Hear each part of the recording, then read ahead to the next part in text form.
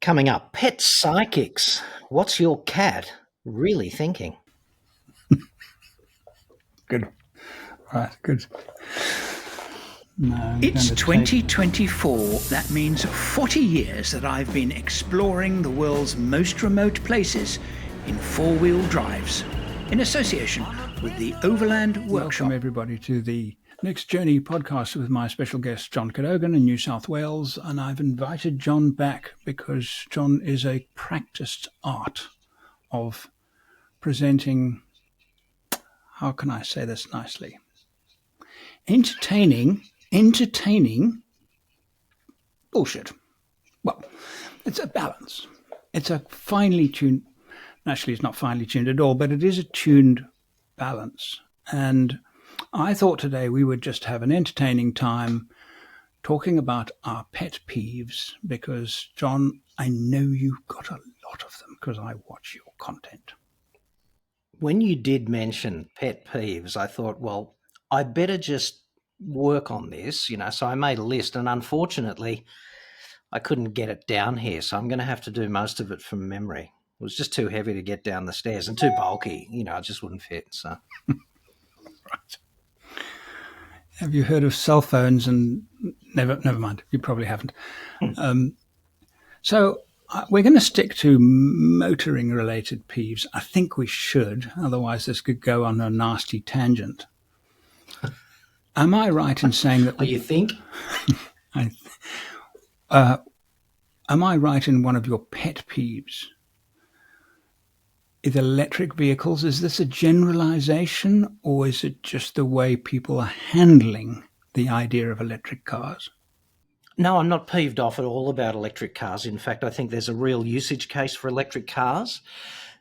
If you live in the inner city and you care about urban air quality and you only do short trips and you've got off-street parking so you can charge overnight using baseload power, for example, or you work from home and you can charge during the day using your solar array, then, hey, that's perfectly sensible. Nobody enjoys going to the fuel station and being bombarded with the relentless 2-for-1 Kit Kat meal deals and things of this nature. So electric cars are fine with me, but it's the people that I would describe as evangelists, capital E, capital V, angelists, who treat EVs functionally as if it's a religion. So you're right. And look, the thing about religions is if you look at the model for religion, it's pretty clear across all religions that the big fella upstairs requires you to believe, and largely in the absence of evidence. And this is okay I'm completely okay with that on the issue of religion, but I'm not okay with that on the issue of transportation. You've got to be kidding. We're talking about machines moving people from A to B. So if you just have a mindset that is we have to move rapidly to electrification, we have to eliminate internal combustion vehicles, and this is the only way to save the planet, blah, blah, blah. And I am a devout believer in climate change because of the science. But electric vehicles is not the way to solve the problem of climate change. It's just not. And there's, we could be here all day talking about that, but objectively it's not. And there's all these people embracing the electrification of vehicles as if it is some absolute imperative. And okay, if it's an imperative for you, then fine. But let's not be making it an imperative for the rest of us. Let's just make it more of an issue of personal choice. And those of us who want to respect the facts about this stuff, we'd be free to take whatever other meaningful climate action we wanted to, for example, and still drive the vehicles that we thought were appropriate to our various driving situations. I mean, most of your listeners would be extremely miffed if there is a mandate for electric vehicles tomorrow, because most of them won't be able to do the kind of driving that you romanticize. Do you think that there is enough there are sufficient sensible people making the rules who understand that long distance driving is not a hobby for 99% of the people that do it? I don't think there's very much appreciation for regional Australia. I think there's a large chunk of the population, and if you draw a Venn diagram of the evangelists and the inner city dweller, there's a lot of overlap between those two circles on the Venn diagram, isn't there? And they've never been to the kind of places that you frequent often and which I've frequented, occasionally, much more often when I was younger. And they don't get it. They don't see why, for example, you might need to buy a Land Cruiser or a Hilux or something of that nature. And like, if you're going to do the Canning stock route, it's kind of not optional, is it? Where's the electric alternative, and where are the charging points en route? Yes, that is an extreme case, though. I've witnessed two things that struck me. One was in Seattle, car park outside a store, mall. There were 4 charging points, Tesla charging points, and waiting to use them were at least 20 Teslas, at least. So those people that were charging had gone to do their shopping. When they finish their shopping, they'll come back and get into their car. And so there will be a slow, but there will be a turnaround of those vehicles. So you might have to wait a couple of hours to get to a little bit of a charge in your car to get home. But the other use case was in a little seaside town in Western Australia. They had 2 charge points at this fairly swanky hotel. And there were 4 electric vehicles wanting to be charged. And we went for an evening meal, came back, and there were the same 2 EVs on the charge points. Do you think, and that was 11 o'clock at night, do you think that those owners of those cars are going to come back and say, oh, look, my thing is charged, I'll go down now in my pajamas and be nice about this and move my car out of the charge bay so some other person who's also in their pajamas waiting for a space to charge their car is going to be sitting there all night hoping that the person who's been using the charger for the last 1, 2, 5, 10 hours is going to be courteous enough and move their car? It's just not going to work. We can't rely on etiquette. I mean, there is no etiquette. We haven't arrived at that. There's various established etiquettes in society. You meet someone face to face, you shake their hand, for example, and there's a deep historical background to always shaking the right hand kind of thing. Make sure you haven't got a weapon in it. That's from where the handshake derives. But we don't have etiquette around electric car charging. And to my knowledge, the only rule about electric car charging, and this is hilarious too, is I think New South Wales and Victoria have the strictest fines in relation to internal combustion vehicles being parked in an electric charging spot. And if memory serves, those fines are in the order of $2,000. If you drive through a red light and you get caught by a camera, the fine in New South Wales is like $452 or something. And to me, those two amounts are just massively out of kilter with the danger or the opprobrium. Like, how can it be $452 to put multiple lives on the line by disrespecting a red light? Because there are real consequences to that. And then $2,000 for parking in an electric charging spot. I don't mind having a fine for doing that, because you shouldn't do that either.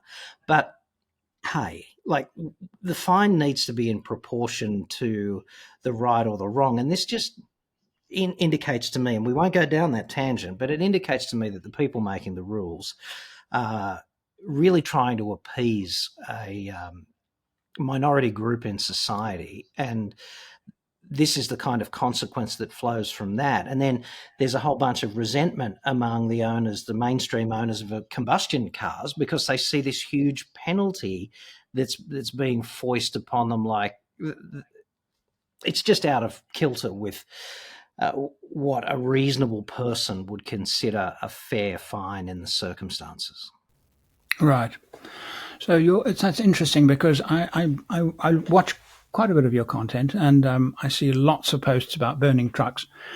and kind of made that assumption that this was a major pet peeve. But thank you for clarifying that. I also Look, agree on the issue of burning trucks, right? Yes.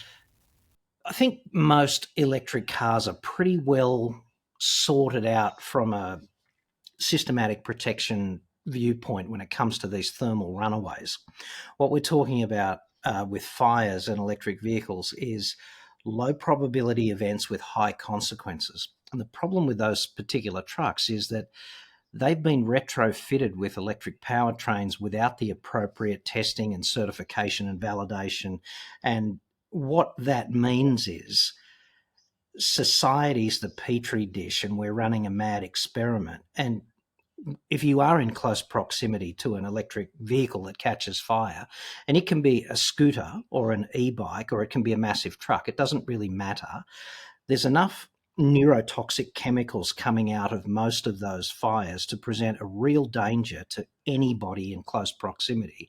So we really do need to sort that out. And if I was an electric car enthusiast, I'd really want the people in charge, pulling the levers, to have processes and practices in place and a public education campaign that says, don't just stand there, you muppet, with your smartphone because it's a visually compelling spectacle.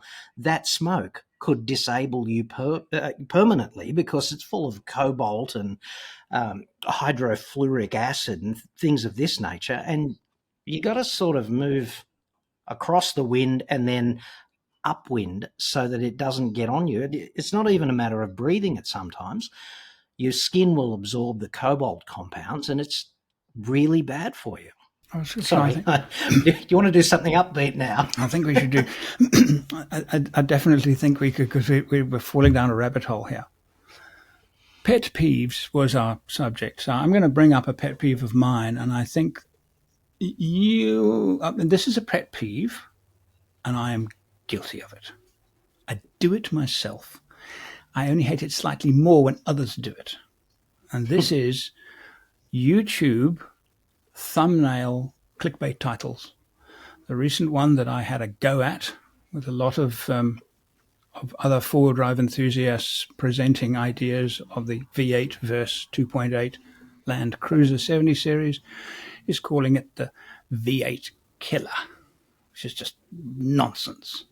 They both have pros and cons, and a lot of the videos are nicely presented and we learn something from most of them, and some of them are just pure paid media hype bullshit. But enough of them are valuable. So then I posted a video saying, this V8 killer hype is bullshit, which... I watched that video of yours. I thought it was excellent, by the way. Oh, thank you. But the thumbnail and the title was pure clickbait. And I hate this. I understand that YouTube, you've got a catch, you've got a hook. I get that. That's called a news headline. That's journalism. Yes. But sometimes it is absurd. You do it a bit, but I've never looked at any one of your thumbs and thought, oh, John, shut up. But I did with my own the other week. Yeah, look, I don't try and misrepresent what the content of the video is, but I do put it through the filter of what's the catchiest, funniest, whatever play on words I can put there, because the thumbnail is really something that people look at for maybe, I don't know, half a second or a second, and they decide whether to click or not. And if you don't make it catchy, then your video is going to fail. I mean, if you don't lead with the right story in the news bulletin, people change channels. So this is the same concept. Where I would draw the line there, and I agree with you on this pet peeve, is that if the title misrepresents what the hell the video is about just to get people to click on it, then that's hateful. Okay. So I've admitted to that. What have you got to tell me? Share with us some of your pet peeves. Okay. I'll give you a tiny little one, like a workshop one. Is it okay if we stray into the workshop domain? Oh, absolutely. I think a lot of your viewers would be working in their garage/workshop at the weekend doing various things on 4x4s. Yes. I hate, one of my pet peeves is the way you can buy some of the most dangerous tools from Bunnings or wherever and just take them home and use them with no training, right? Like, and the 5-inch angle grinder is the poster boy for affordability versus mayhem, the ability to hurt yourself, right? I see all these people, they fall into two categories. They're either wearing no PPE, right? And you see YouTubers do it. They take the guard off an angle grinder because it gets in the way of them looking at the blade. And I'm going, how's that Russian roulette working out for you? And then you see these other people who go over the top with the PPE. And, for example, they wear gloves around an angle grinder, like rotating machinery and gloves don't mix.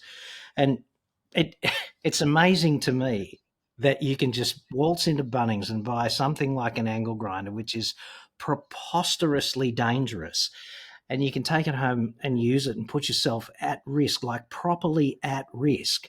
And there's no check or balance in that at all. And I really hate that. Like, I work around machinery all the time, like lathes and mills, which are proper murder machines. If you've got loose clothing around a lathe or something, it'll suck you in and puree you. And you've got to have this sort of systematic framework for working with tools. And I don't know where your enthusiastic punter would go to get that. Because if you work in industry, you kind of, it's like this, you will do it this way. Someone walks around and chips you, if you're not doing it properly. But in the garage, you can be at risk by virtue of abject ignorance, and there's really no mechanism to get the training that I can see, at least not readily available kind of for free. But now you're suggesting that there should be legislation and training for a basic piece of, because you could say the same about a hammer. If you're banging steel on steel with a hanger and you're not wearing some kind of eye protection, a good mate of mine lost his left eye and was doing exactly that. And and this is going to turn your stomach, a shard of steel that long went straight through the pupil and then bedded itself into the actual skull. And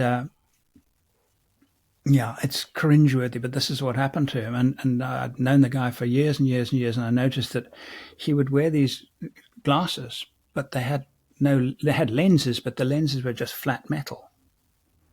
And I noticed once, like some, in fashion photography, you'll have the studious-looking pretty lady and her glasses on that makes her look like, very intelligent and everything. But they're actually flat glass. Now, those are reading glasses. These are reading glasses. I'm talking about a flat lens that are just there to look, give them.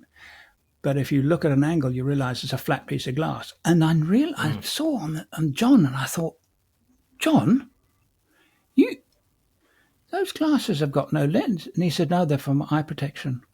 He said, it only happens to me once. And I noticed that he would only ever clean the one side. I think he did it for a laugh because the other side was all full of smudges. So he would pick the glasses off with his finger on his eye that didn't work, and then clean the other one, and clean the other one, and not clean this one and put them back. It was quite comical, actually. And he told me this horrifying story. I get what you're saying. There's 100 different horrifying stories about injuries and things of that nature. I'm not calling for legislation about that. I don't think we need any more of that. I just really like it if the manufacturers of power tools, for example, could include some more meaningful safety advice. Because, you get the manual and it treats everything as if it's equally important. Like, check the power cord is as important as everything else in the safety advice. And the safety advice with an angle grinder, incidentally, generally does not include stay out of the plane of rotation, right? So if there's one valuable thing that I can tell your viewers today, it's that if you're using an angle grinder and you're looking down the blade, cutting something like it's a straight line, you are at risk. Do not do that. All rotating machinery from a lathe to an angle grinder, you got to get out of the plane of rotation so that if mayhem does ensue, you're not standing in the firing line. And I just wish there was some avuncular influence who could reach out like this and grab you by the lapels and say, hey, dude, don't do it that way. We're supposed to learn that at school and workshop. And I remember at school, I don't know if they still do that at schools. We had workshop and metal workshop as part of our curriculum in the UK. And we were taught how to use tools. And Yeah, we did that too, but I think a lot of that stuff is by the by. Now, I see a whole bunch of young Australians who don't really seem to me as if they could pick up any basic tool and use it with vestigial competency. And I don't want to sound like a cranky old man just railing against the younger generation, because I like younger people. They're going to be looking after me when I'm in a Zimmer frame, you know. But I don't think there's a focus on that kind of thing anymore. because it's one of the great joys of life. A workshop, a Saturday with nothing else to do, and a project. Honestly, it's Yeah, when I bought my lathe, the guy at the machinery shop, he said, "What do you want to make with it?" I said, "Swarf, dude." And it took him a while to get that. You know, I didn't have a particular project in mind. I wasn't going to make a space shuttle. I just wanted to turn, you know, big bits of metal into smaller bits of metal and have lots of swarf all over the ground. all curly, all over the place. Yeah, preferably some real dark blue swarf too. That's the best. That's really the best hot swarf. stuff. Yes. Oh, excellent. Now, I think it's your turn. All right. Pet peeves. Australia, I've lived here 7 years now. And when I first watched your channel, I thought that MALS slogan was a bit harsh. Because I thought, yeah, it's not shit. Australia's not shit. Yeah, it's got its problems like any other country, but it's not shit. So don't call it, you know. And then you paid me a compliment and said that I was one of the people not making, I was contributing to making it less shit. And I thought, okay, well, I'll let him say that, you know. But the bureaucracy and, bureaucracy and is sometimes absurd. So when you have a pool, swimming pool at your home, every 4 years, somebody will come around and inspect it for child safety. Now, this is beyond absurd. I have a pool with no fence around it because when the house was built, the laws were not in place to need a pool fence. So they said, well, all of the windows can't open more than this. Okay. And all opening must have automatic return slide. So the slide automatically comes back, which all it consists of is a tiny little piece of elastic and a tiny little hook. The wind could blow it off, but that's sufficient. On the back of my property is a gate. It's an electric gate. It's battery backup power. You open it with a remote. Doesn't qualify. It has to be opened with tools. So I said to her, so this here is a tool. It's an electronic tool, but it's a tool that I need to press because I can't open that gate. That gate is locked unless I press it. Yes, but what happens if, I kid you not, a child finds the remote on the street, presses the right button, there are 4 buttons on it, you could press the right one, the gate opens, it walks into your property, climbs down some very steep steps, I mean they're steep steps, 4 steep steps down to there, and falls into the pool. Okay, so, and I said to her, so what's the solution? No, you have to need a spanner. So the spanner is a tool, but the remote is not a tool. Yes, and what happens if there's a power failure and it stays open? I said, well, 2 things. If power failure did affect it, which it doesn't because it's battery powered, but let's say it did affect it, then if that child pressed the button, the gate wouldn't open because there would be no power to open it.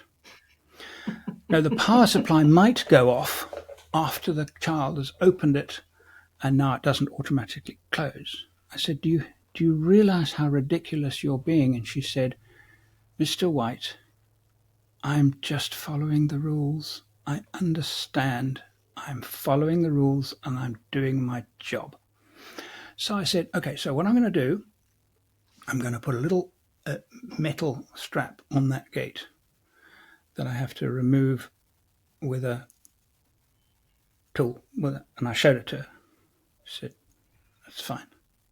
Of course, I'm free to take it off, but I must put it back when she arrives. And then she'll take it off. I have subsequently built a actually very attractive pool fence. So it's kind of glass panel fence because unlike the government rules, I actually want to prevent my grandchildren from falling into the pool. I actually want to stop it. Not look like I'm stopping it, but actually stopping it. Do you know that I've got an inspection later this year, and I still, even though I've put a fence, I still need to make sure that my doors automatically close and open. I cannot get my head around the absurdity. There is a friend of mine with the same thing, pool. No, that fence, and is it a hibiscus or a plumbago? I think it's a plumbago, but it is huge. It's 1.5 meters thick. For a man to get through that, he would need 2 hours and a huge panga. But a child could get through, no problem, and get to the pool. Nope, not qualified. Yeah. Speechless. Okay, so the concept of make Australia less shit, I don't mean that Australia is the most shit country. That's ridiculous. But I think wherever you live, there's always a bit of shit quotient, right? And I don't think many people would disagree that the shit quotient in Australia is increasing and it could be less. So my objective is to motivate more people to get up every day and just make the joint a little bit less shit. That doesn't seem, I'm not running the joint down. I'm trying to make it less shit. Less shit is a virtue. You know, it's almost like the second law of thermodynamics says that environments get more random. You know, there's less available energy in environments over time if there's a boundary in the environment. So what you've got to do to prevent that from happening is to inject more energy. And I'm just kind of in the energy injection mode of making the joint less shit. And I think if everybody got up, particularly the people that we're not going to talk about on this podcast, at the monument to the death of integrity in public life in Canberra there, if they could just get up and make the joint a little bit less shit every day, I think there'd be a lot of frowns going upside down. I get it. Because I came from a country where, and I've lived in several countries where, you know, it was a kind of a soft landing arriving in Australia, even compared to the UK. Such a soft landing. For example, moving to the UK, none of the banks would let me open an account, even though I had an international account with nationwide bank, nationwide branch. Said no, and why not? And they couldn't give me an example of why not. And I went to 4 banks, and eventually, about 2 months later, managed to get lawyers. Lawyers said, "No, not a problem," and they sorted us out. That was the difference. In Australia, the difference was the truck arrived in the UK, all our stuff in the back of the container, and it drove out. And my phone rang. "Hello, Mr. White. I am so-and-so from Combank in Joondalup. I believe you're moving to Joondalup." "I'm suspicious now." "Yes." "I believe you're moving to Joondalup." "I am. Do you need a bank account?" "Yes, please." "What? How many people in your family and who will need bank accounts?" "5. "Right, 5. Can you give me their names?" I did. She said, "Right, you come to the branch, and when you arrive, all you will need to do is bring your passport so we can verify your identity, and we'll have 4 accounts open and 4 cards ready for you." How good is that? How good is that? And that's what I mean by a soft landing. Uh, landing in England was like an overloaded C-130 with a nose wheel missing, and this was I wouldn't no not a Qantas pilot, a Emirates pilot coming in with a A380 just greasing it on. That's the difference. So when I heard less shit, I thought, this place is not shit, mate. And besides, we live in Western Australia, which is far less shit than where you live. I'd agree with that. I think shit quotient varies around the joint, and I'd suggest that Sydney's is the highest in the country, and we definitely need to do something about that. But um, on a more practical peeve front, one of my pet peeves is the deep hatred of the number of Australians who are obsessed with the price of fuel. Are you outraged at the price of fuel, Andrew, or is it just a necessary thing to facilitate your quasi nomadic lifestyle from time to time, and also, you know, getting down to the shops and picking up the groceries? Are you obsessed about it, or are you kind of okay, just need fuel? I'm fairly meh about it because there's price gouging and profiteering across the world, but that is the nature of capitalism. The opposite of capitalism is even worse. But so yeah, it does bug me, but I'm not obsessed about it by any means. Well, there are so many people who are, and it's extremely difficult to get the message across that we have, last time I looked, the fourth cheapest fuel in the whole OECD. And the only reason that fuel is more expensive in other parts of the world, like, for example, Italy or the United Kingdom or something, like the liquid costs about the same everywhere that you'd care to look on Earth. The big difference is taxation. And we should be rejoicing in the street about the low level of taxation that we pay on fuel, and that's what keeps the price relatively cheap on the world stage. So I think we're actually very lucky about the price of fuel, and the people complaining about it really need to have their radars recalibrated. Because if you think about the cost of fuel, they're going to dig it up out of the ground. It's really, really, really deep. They bring it to the surface, then they pump it through miles and miles of pipes and systems to refine it, and then they put it in ships or trucks or whatever, or trains. They transport it right across the country, and then it gets into more trucks and trains, and eventually ends up at the Bowser. That's not, we're not milking cows here. It's a huge endeavor. So you look at those fuels, and also if you drive a nice car, let's face it, people who drive nice, I've still got my old Range Rover, and every now and again, not in the summer months because it's a million degrees in Perth, but you climb into that thing and it smells a bit and it vibrates a bit, and it's just a joy to drive. And I just don't give a damn about the cost of the petrol because we love cars. So the price of the fuel is not really the price of building my four-wheel drive is far eclipse any thought about how much I spend on the fuel. So I don't begrudge the fuel cost, because the reward of getting in the car and driving it because we love cars means that we don't think much about our fuel. I think people that are just using their Toyota Corolla or their Kia, whatever, because it's an appliance and they need to get around, they might be a little bit peeved with the cost of getting around, because they're not interested in the car on how it will. They're just interested in the fact that it mustn't use too much fuel and must be cheap to run. And one of the big advantages of electric cars, which is not really an advantage at all necessarily. Well, here's the thing: if you're in that Corolla or some other car, let's just say hypothetically that you live 5Ks from the nearest servo, from the nearest shopping centre, then it's 1 billion degrees currently in Perth, and it's 1 billion% humidity currently in Sydney. So neither option's particularly attractive.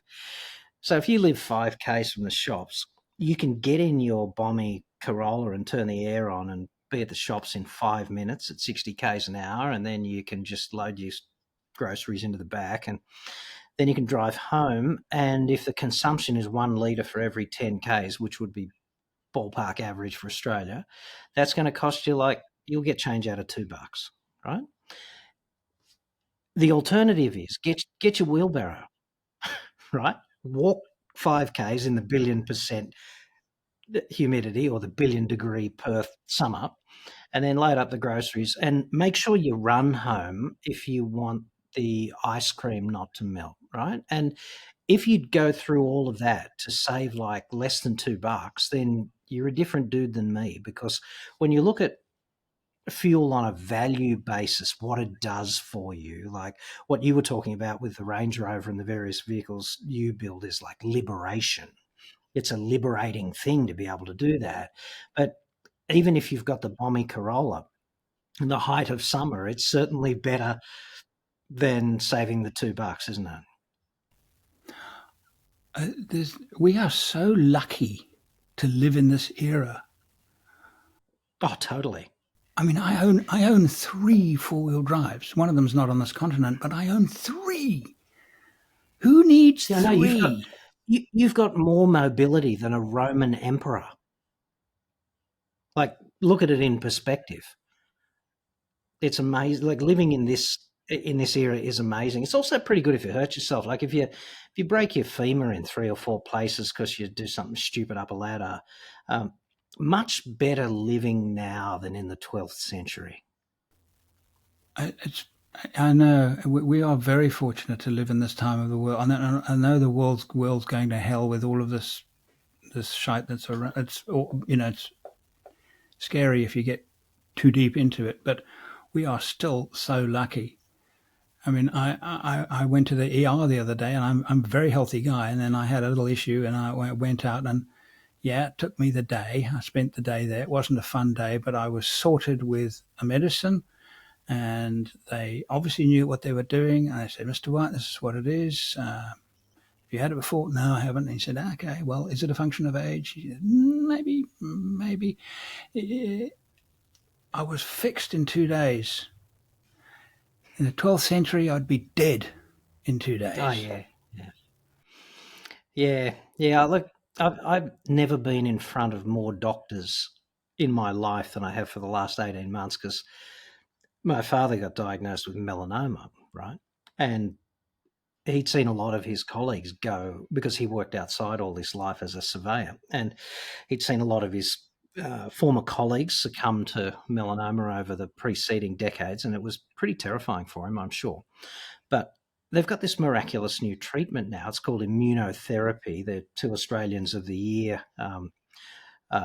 brought that into the limelight recently to some extent. But he goes into the hospital once a month for these infusions, and it ramps up your immune system, and your immune system goes looking for the microscopic disease that would otherwise metastasize through your body. And 18 months later, he's still complaining about having to go for his infusions, whereas if it had been 10 years ago, he would have lasted about 3 months, So the pace of that nature of improvement is miraculous, and it's really inspiring when you see it, even though it's a bleak, if you look at it from the top down, it's a fairly bleak sort of thing to be doing all the time, but better to be alive and kicking and still going for a walk every day aged 88 than the alternative, I'd suggest. We have a lot to be grateful for, to be honest. We do. And we live in a country where, compared to so many others, we have a huge amount of freedom.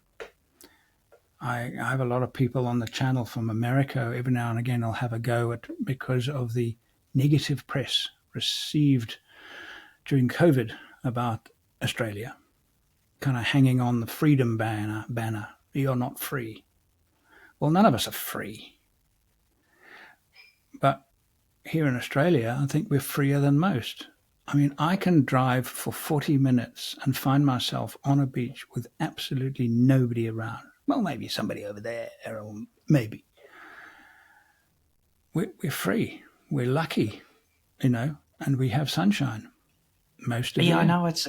It's amazing the conversations that I have with Americans, because they can't come to grips with concepts like In Australia, it's illegal to carry a weapon for self-defense, right? That's just a fact. Like, it's illegal in every state to do that. It'd be a mistake to tell a police officer that you had anything in your car that you were going to use for self-defense, because, like, in a self-defense scenario, you're allowed to use proportionate force, but you're not allowed to you're not allowed to equip yourself. If you're going to use a weapon in a proportionate way to defend yourself, then it'd want to be an improvised one. Otherwise, that's kind of illegal. And Americans have a very difficult time bending their brain around that kind of concept, because over there you can, in some places, you can have an AR behind the driver's seat and you can be concealed carrying a Glock 40, and you can have a flick knife in a holster on your belt, and all of those things will get you inside in Australia. But on balance, I think we've got a better system. And when you run the numbers, the risk of homicide, succumbing to homicide by gunshot, is like 10 times higher per capita in the United States. So it's funny the way rules work around the world and the concept of freedom. I would argue that we're freer as a result of I would too. that framework that we've got. I would too. Yes. I'll give you an example of that. I was in the States several years ago. I was driving a Sportsmobile, E-Series Ford van with a V10 in it. It used so much fuel. It was just unbelievable. That's not what the point of the story is, but we camped next to I won't remember the name of the river, but I think it was on the Nevada border. Camped next to the river, wild camping, and the chap who actually ran Sportsmobile at the time, and a friend of mine, 3 vehicles and wild camping. And I asked, are we safe? Looking down at our cluster of 3 little vehicles. And he said, oh, absolutely, we're absolutely safe. And I said, well, what would happen if we did have a confrontation with somebody, if somebody came along, because there are quite a few people around. We've been seen. He said, we've got weapons. Okay, we've got weapons. Should I feel good about that? He said, yeah, but everybody's got weapons. I said, can you show me the weapons? Absolutely. Walked back down, and there was Alan, and I said to Alan, are you're carrying a firearm? Yes. More than one? Yes. How many? 4. 4. He's only got 2 hands, dude. 4. I was just intrigued by this. So I said, what? And he said, I've got this and that. And then what I remember was an automatic rifle in a beautiful case. And he said, I'll show it to you. And he pulled it out, and it was in a locked thing in his van. He locked it out and opened it up, and it was this beautiful weapon. I mean, it was just work of art, this thing. Beautiful. I can understand why there was this attraction for this thing. And I said, what do you use it for? He said, self-defense. I'm struggling with this, and so I said, so you're saying we're safe? And he said, look, they'll come. Anybody causing shit was going to come and look, and they're going to see a Sportsmobile, and then another Sportsmobile, and a nicely equipped Tacoma, and they're going to make an assumption. And the assumption is going to be that those guys have got some shitload of weapons in them. They will make that come to that conclusion on their own. You think they're going to give us shit? That's why we're safe. It's an extraordinary thing, but that's why we're safe. It's like the mutually assured destruction of two opposing nations, both having nuclear weapons. It's the same principle. Yeah, but it's weird. See, when you're used to living in this framework and you go over to that framework, it's some weird things can happen to you, some really dangerous weird things. Like, I was in Detroit with a colleague, and we meandered just a couple of blocks in the wrong direction, and all of a sudden it was like the wild, wild west, and we were being clocked. There was no question we were being clocked. These old Cadillacs are going past, and they're full of African American dudes who, had they got out, would have certainly been packing whatever weapons and would have also blocked out the sun. They I was were going like to say, huge, like the eclipse of the sun. Yeah, it would have been a total eclipse. It would have in more than one way, and it's just freaky the way. Like, Sydney is not a particularly friendly city in my view, but there's not too many places where if you walked around as a tourist, you would be at risk because you were just, quote unquote, in the wrong spot. I can't think of one off the top of my head. I mean, there might be the odd more dangerous area, but we're talking about places in cities like Chicago and Detroit, where if you're in the wrong place, you will be attacked. Like, you'll be mugged, you'll be robbed, whatever. You probably find yourself in the ER if you're lucky, kind of stuff. I go camping, wild camping in Australia, and I never feel the slightest twinge of, and maybe I should do if I'm near some places. I know some places are a bit dodgy, but I feel there's a total sense of calm and and if somebody sees me, they're probably just going to ignore me. Whereas I wouldn't do that, for example, in South Africa. I would do it in their neighbouring country in Botswana. I would do it, not near the main towns, but certainly in the wild areas, I'd do it. And there are tribal people around. When I say tribal, they live in their traditional tribal way. And they're the friendliest people you can possibly imagine. And they almost thrill at the idea that you've come to visit their little spot on earth. And they're wonderful and no threat at all. But in South Africa, I had one very nasty situation in South Africa. I was quite involved many years ago with my church, and we were doing a little project, and I had to go and visit. And so I said to the guy, okay, where are you going to be? I'm going to collect you, and then we're going to go and visit this family. And we're going to take some stuff. Well, I can't remember the details, but he said, okay, come back down that road. Yeah, you know that road? Yeah, I know that road. And I said, there's a huge gum tree, and I'll be under the gum tree, you know. So I drove down. It was like light rain. I drove down this hill. Oh, where's that gum tree? I'm sure I've seen it down there. And the next thing I saw shouting. I heard shouting. And there were youths running across the road. And then one of them threw a rock, missed, and then another one threw another rock. And my first reaction was, I'm so glad it's raining, because I just whacked that handbrake. And because I was probably doing about 60, and because it was raining, I knew that I would get out of there. And I escaped. And I went directly to the family, and he was a policeman. And I told him of the incident, and he said, Andrew, you went to France. Now, France was a small little enclave outside a town called Pietermaritzburg, where he said, when we go there and we get out of our car, we draw our weapons when we get out of the car. He said, we don't go there. We'll only go there after somebody's been murdered. Because to go there at any other time, we will be attacked. So we don't provoke it. And we just have to say, we have no choice but to say, let them kill each other. We are powerless. So when somebody dies and there's a shooting, which is every week or so, they'll then arrive and they will walk with their 9mm in their hands. Because if they don't, they will be attacked. And that's why I drove down in my little white Corolla on a Sunday afternoon.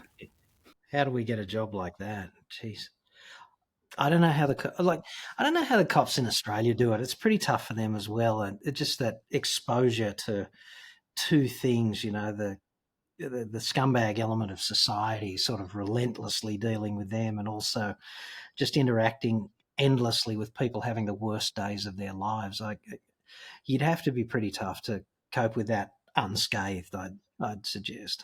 I take my hat off to them, honestly, and every now and again you get a pain in the arse belligerent fool who just wants to make you. But that's rare. That's not that common. That's unusual. Most of them are. My nephew was recently resigned from the police force in Victoria, and he was going to be a career policeman.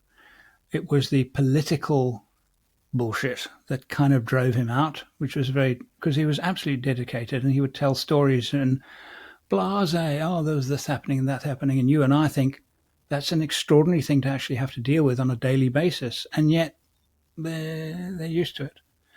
I'm having like just enormous respect for sometimes the police, what they have to handle. I remember do you feel as if we've strayed sufficiently from the path of peevedness? Yeah, we have, but still, it's entertaining. You know, I'm okay. I'm comfortable in an environment where the boundaries are malleable. You know? Give us another one of your pet peeves. Okay, well, this is a really simple one. This is back into the home shed, right? And I guarantee that somebody out there is going to have one of these, right? Digital calipers. I freaking hate digital calipers. I hate them because they always malfunction. When you need to measure something, if the batteries are flat or the display dies, they're about as useful a measurement device as a 12-pound hammer.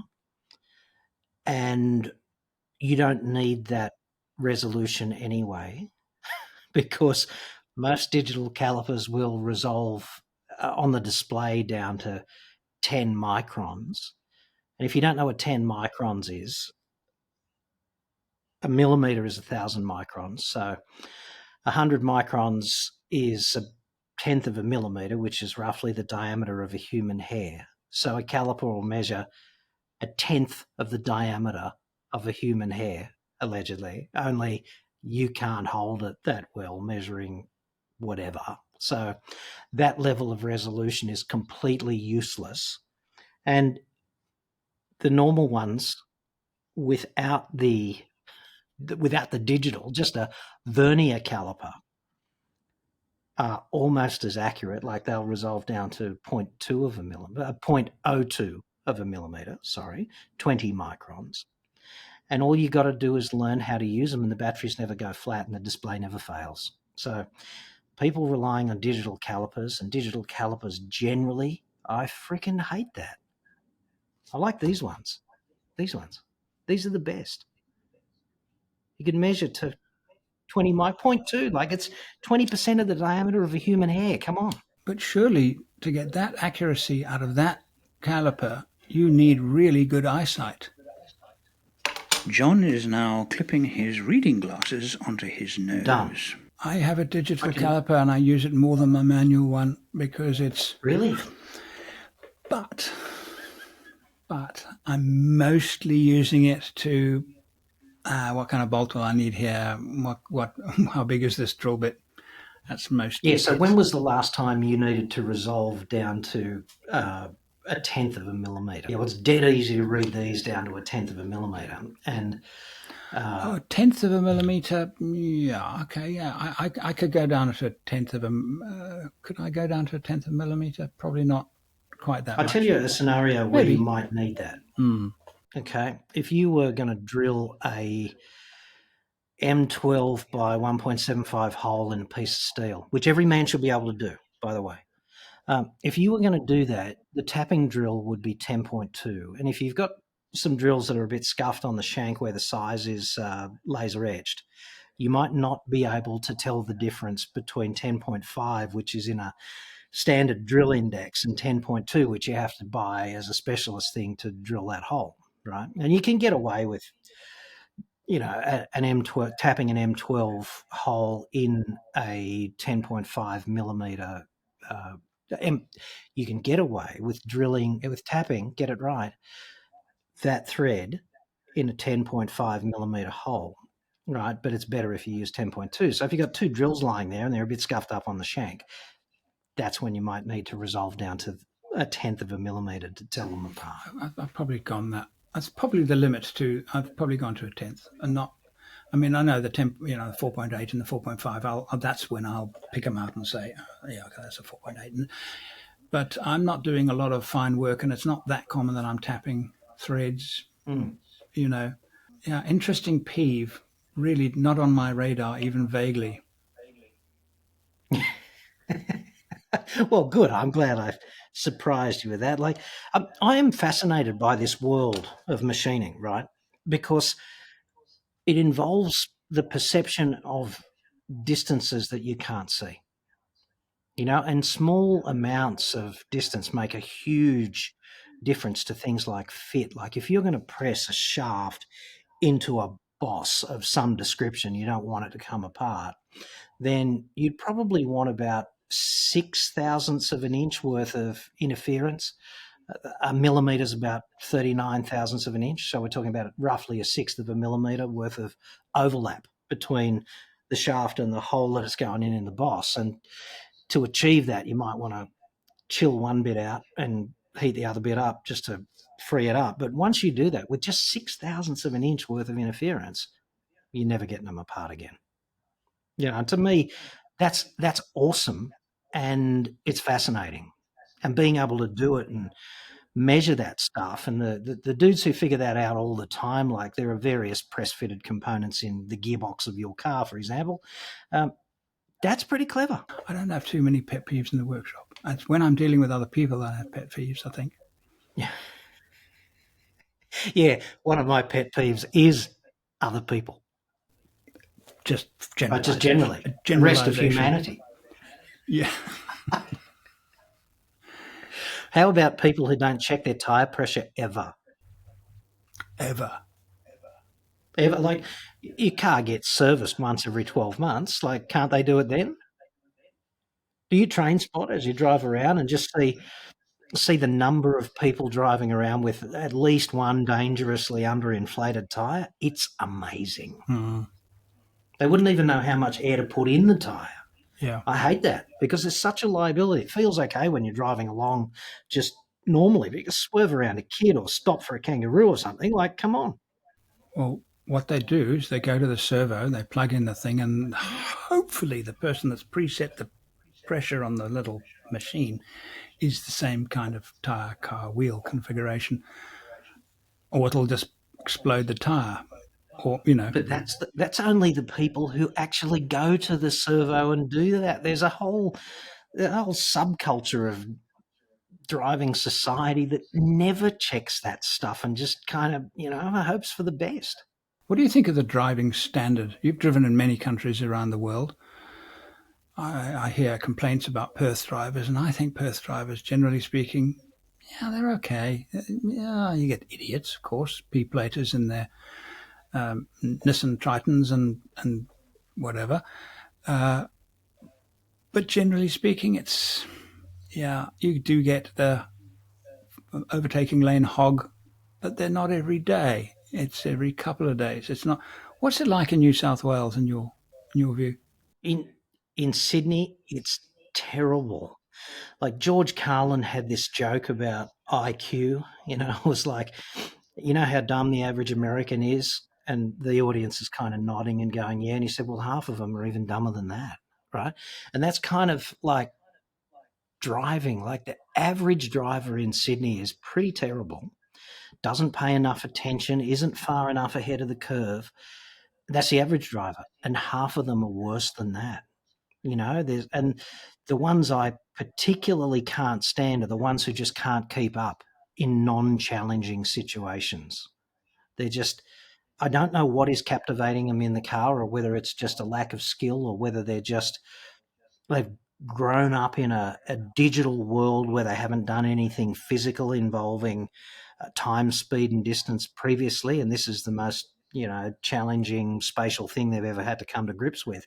But I really do feel, without wanting to sound like a cranky old dude shouting at the sky, Too late, mate. I really do feel like the whole driving standard, at least here in Sydney, is on the way down. And it's like a bit like in Top Gun, where the F-18 screams altitude, altitude, terrain, terrain, pull up, like that. We're kind of there. And some people are anyway. And I don't know how we fix that either, but it kind of needs addressing, because your grandkids and all the kids in the area are just a few steps away from interacting with people like that. My driving peeves are always long distance, and you get the the driver that it becomes mesmerized with the car in front of them. And it's often me. So I'll be doing 107 or 104 or 109, whatever comfortable. I've set the auto cruise or whatever. If it's a long and straight, I'll put on the auto cruise and I'll listen to a good book, and then I'll look and there's a Camry, a dark blue Camry behind me. And it's half a K away. And then it's a quarter of a K. And then it's right behind me. And I'm doing 105 and it's right behind me. And now I can no longer listen to my audiobook because I have to pay attention because I've got this idiot behind me. Why is he there? So here's this long stretch and it's straight as an arrow and you can see for 2 kilometers and I'm sitting there at 105. No, they're not going to overtake me. I want them to overtake me because they're obviously going a little faster than me. So I will click off the cruise control and ease off on the accelerator. No, gently, no fast, nothing that's going to surprise them. And I'm down to 89 kilometers an hour and they sit there. And they sit there for a kilometer. Then, and I see ahead the road's starting to curve. Now they're going to overtake. They're going to wait for the curve and then they're going to overtake. And so often I'll be now staying my lower speed because I want them to just get past me. I'll start then they wake up and then they'll overtake on a blind rise, on a curve, and I will see them coming out and I will just apply brakes because I think, well, just let them get in. Just let them get in before somebody comes around. A few close calls, but why do people become mesmerized with the car in front of them to the point where they stop thinking?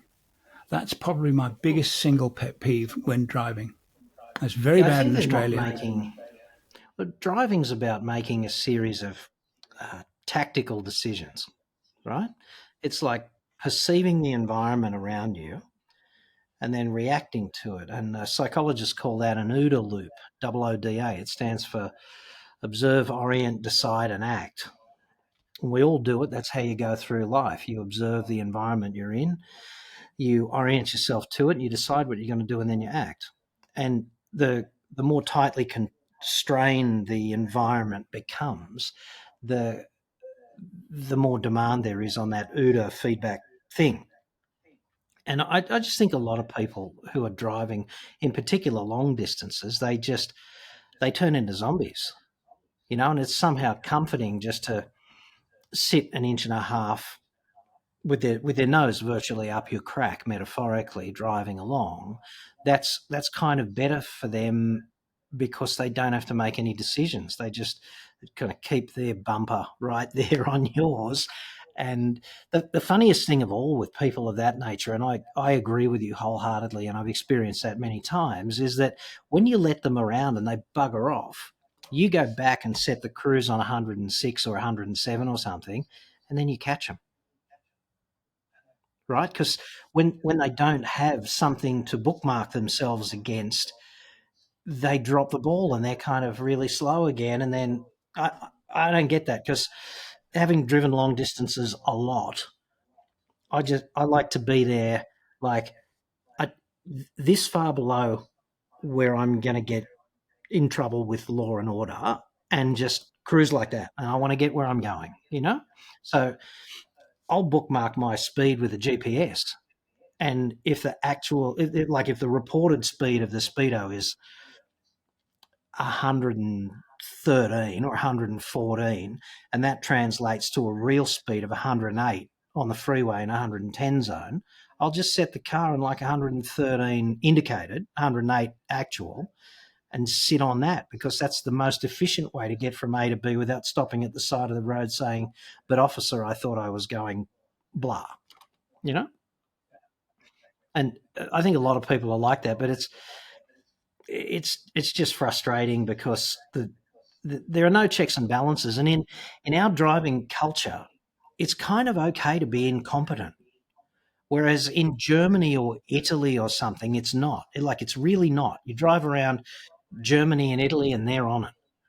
You know, if you're goofing off looking at the scenery in Tuscany and you're doing like 8Ks under the limit or something, all of a sudden there's some 25-year-old chick in a Fiat 500 that's 20 years old and she's right up your date and she's flicking the lights and telling you to get off the road kind of thing, because they've got that kind of driving culture where competency really matters. But unless it matters to you personally because it matters, in Australia, it's okay to be an incompetent tool behind the wheel, and I kind of hate that. You've driven in Germany. Have you driven in Germany? Yeah, yeah. It's a different thing. You have to be just a little bit aggressive, but it's not aggressive like "Arr."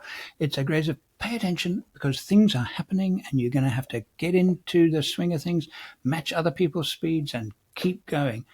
I was invited to the Allrad Abenteuer show, and they flew me into Frankfurt, and I said, I don't want some uh, crappy hire rental car. I want something nice, eh?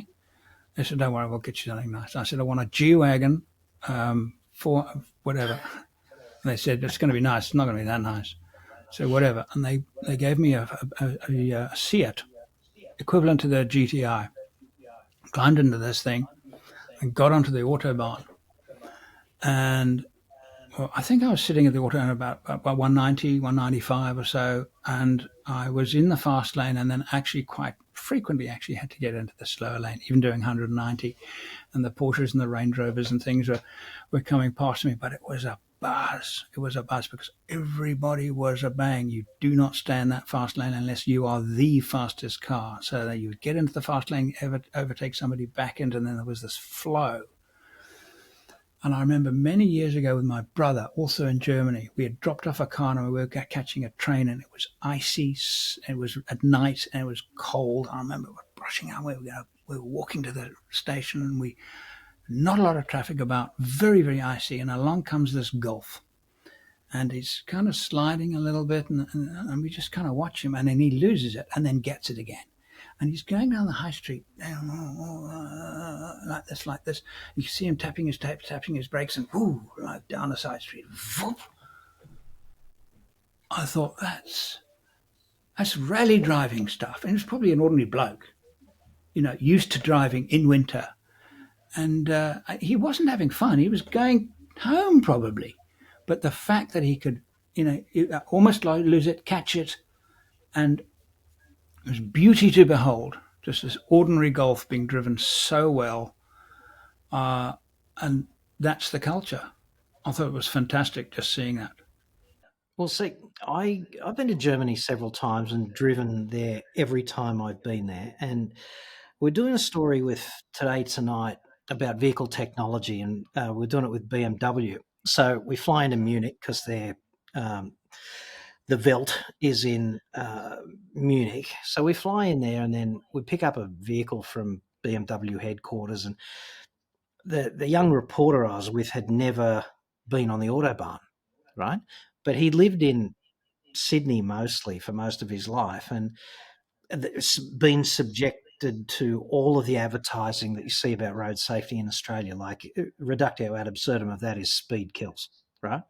So BMW press cars are limited to 215 or 220 k's an hour, so they've installed a limiter to prevent journalists from driving at 300 down the Autobahn. And we go out in the Autobahn and I whip up to the limit, and so let's say arbitrarily it's 215 or whatever it was, 215 or 220. He was terrified.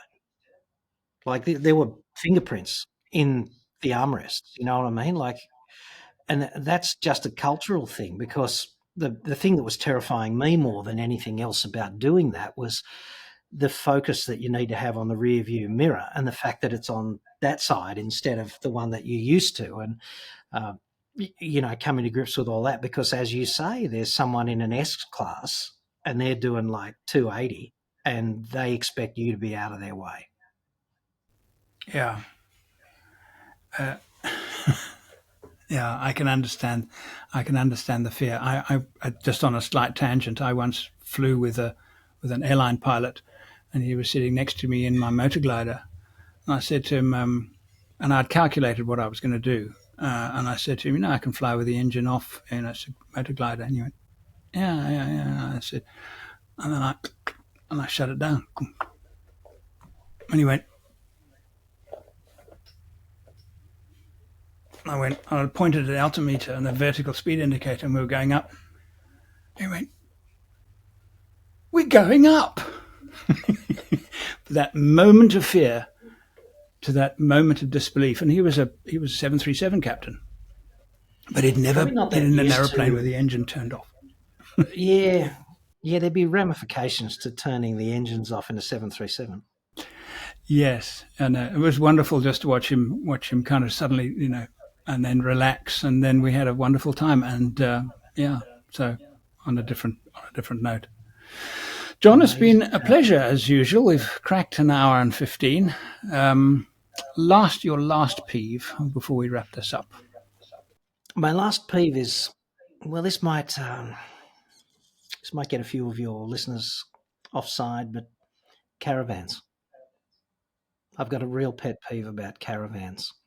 I find caravans and caravanning just an amazing phenomenon to observe, because there are all of these people in the developing world who are just dead keen to claw themselves out of poverty, and yet here in Australia there's a small group of people, but I suspect a growing one, who pay a very healthy six-figure sum to spend at least some of their lives living in what I could only categorise as a rolling form of third world poverty that we call caravanning. And I will never get it. And perhaps this is a character defect of mine, but I hate the way they drive. I hate the way they've become ridiculously heavy.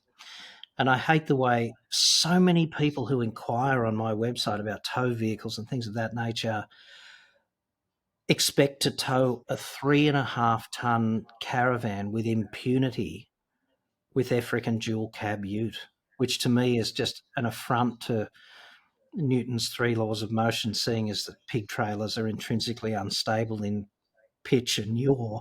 The only thing restraining them is the inertia of the vehicle doing the towing. And obviously, the more massive the caravan in relation to the size of the vehicle towing it, the more potential for the tow vehicle to be nudged off the road by the trailer becomes. And when you add all of this stuff up and you think about the opportunity cost, like the $150,000 that's been spent on the caravan and what else you might do with it, I am just never going to get that, Andrew. I'm just not. And maybe it's me.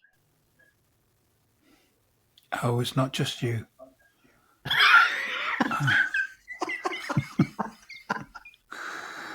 I can't imagine. I mean, I've done a lot of touring in Australia, and every now and again, let's catch a chalet instead of camping tonight, and go and have a restaurant meal somewhere in the little town.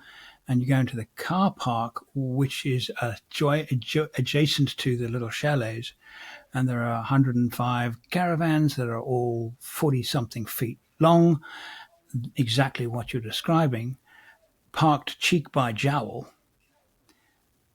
so that they can walk down to the beach.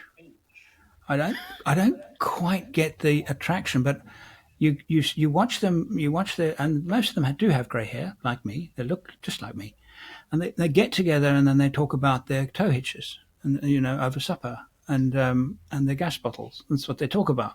And I overhear this, and it makes me smile, because their main topic of conversation is going to be stability, tow hitches, and their toilets and their disposable. And did you get rid of your toilet waste today? Oh yes, there's a deposit over there. And I really don't. And to be honest with you, let's stick to the toilet theme here.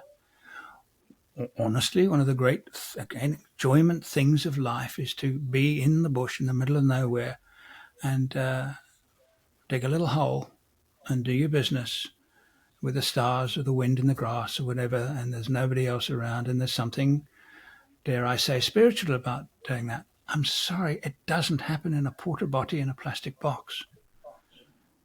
That's absolutely right. But just so that I'm reassured that you're singing broadly from this hymn book. And the other thing is, I'm also reassured because a few months ago, like, you know how the YouTube algorithm stalks you? Like, you're watching YouTube and YouTube is stalking you, and it's taking note of your preferences so that it can serve up the next video for you to watch with greater accuracy, right? So I hit refresh on the YouTube homepage and I get this suggested video, which is a caravan toilet comparison, chemical versus composting.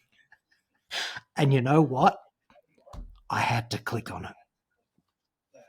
So maybe that was an example of the AI, YouTube's AI being brilliant, but I found that video compelling, but I'd have to say for all the wrong reasons. You know what the algorithm does, of course? It looks at you and says, okay, he's got grey hair. All right, that's good. It puts him in the age bracket. He's in a workshop. He's got some tools behind him. Probably likes tinkering with things.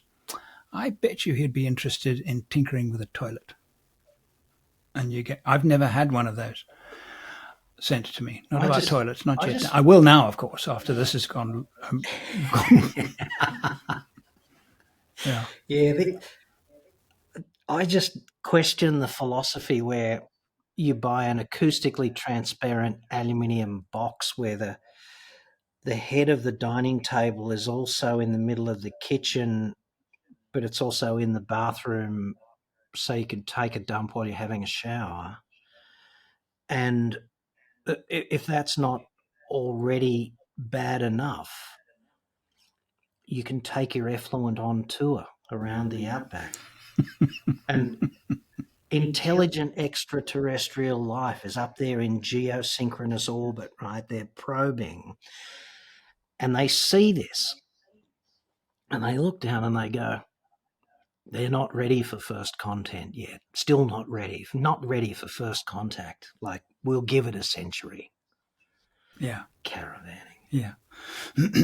Yes, they see that's the reason why. You've obviously watched Blackadder, Baldric, the turn of the century, that whole thing, and they discover why the dinosaurs went extinct was actually Baldric's trousers.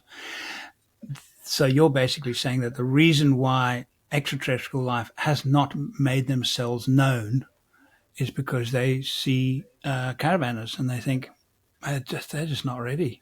Is that what you're saying? The human species is not ready yet because they're still doing that. They still think that's a good idea. You know? Perhaps in the future. Good one to end on, John.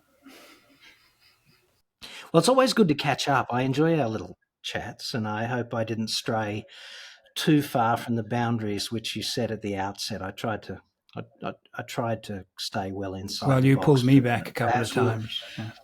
Perhaps we'll just let your listeners decide. Absolutely.